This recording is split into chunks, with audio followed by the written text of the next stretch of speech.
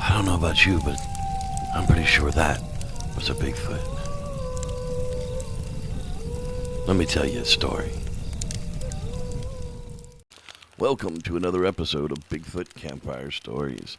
This story comes to us from high in the Rocky Mountains. Wally, a long-haul semi-driver, encountered a creature unlike anything he had seen before and came away with this amazing tale. This is that story. Now, I know that you've heard stories like this before, but I've got no reason to lie about it, so here it goes. I was on a long haul coming into Denver on I-70. Everything was just as normal for a typical early fall trip. The first week of October is always a beautiful time to travel through the mountains, so I was looking forward to it. Well, I drive mostly in the afternoons to late night before the time runs out, so I catch the sunset nearly every night. I was hauling a heavy load of material for some manufacturer, and it took me some time to get up the grades, but going downhill I had to be really careful not to overheat my brakes and end up on some overrun waiting for help. Well, the sun had gone down about 2 hours before I was going through the Vale Pass. I-70 is a well-traveled, prepped road, but for some reason my brakes weren't all that great. But I'd hit Denver before my time was up for tonight, so I wanted to go ahead and push it through.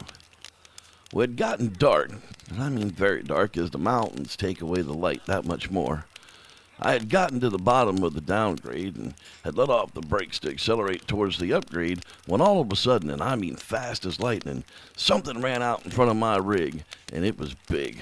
The rig crashed into it, then bounced and snarled to a stop. The animal had rolled off to the passenger side the same way it hit. I'd unbuckled my belt and tried to open the door, but it was stuck. The entire cab was off kilter. The passenger door was caved in and unusable. I finally kicked open the driver's door and got down out of the rig. I walked around the front of the truck and it was just trashed. The whole front grille and light pods were gone.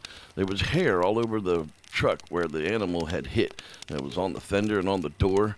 It was where the animal had rolled back, I guess. I turned my attention to what I had struck, as it just laid yards from me in a heap of blood and hair. I got out my phone, dialed 911 to report what had happened, and the mile marker, just before I lost signal. Well, I walked up to the animal laying there, and I noticed that it was still breathing, kind of gasping for air, but not really moving at all. I couldn't really tell what it was, just laying there, until I walked around it and could see the head. This wasn't any big black bear. In fact, this was a Bigfoot. Yeah, I know there's no such thing as Bigfoot, but I hit one with my truck all the same. I ran backwards towards the cab and tried to call 911 again, but the phone would not connect. I could hear in the distance the emergency people coming. I wasn't that far from the next town. And just as the sheriff was getting closer, I turned back to look at the animal, and I was amazed to see it was trying to get up. It was up on its legs in one arm, and the other arm was holding its side in pain. You could see it was definitely injured. Covered with a matted, bloodied hair from where it was lying, my flashlight couldn't even light up the entire thing. It was that big. All I could think of was, please don't run off until someone gets here, or no one will believe me. Well, sure enough, as the sheriff pulled up, I went to quickly grab him. We heard a shocking, blood-curdling scream. Well, he drew his gun and ran towards where the animal had been, but it was gone. Well, the sheriff had already called the tow truck. It was already on the way. And by the time they showed up, the sheriff had already taken my statement.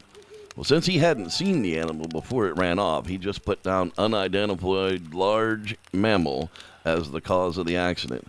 The tow truck driver even admitted that he had never seen that much damage from an animal strike in 25 years of towing. It must have been like hitting the lottery, though. In the last 15 years, I haven't seen anything like it. Too bad this truck driver didn't think to collect some hair or even some blood, but we didn't think like that back then. Thanks for listening. I'm Reverend Jeff, and may the Squatch be with you.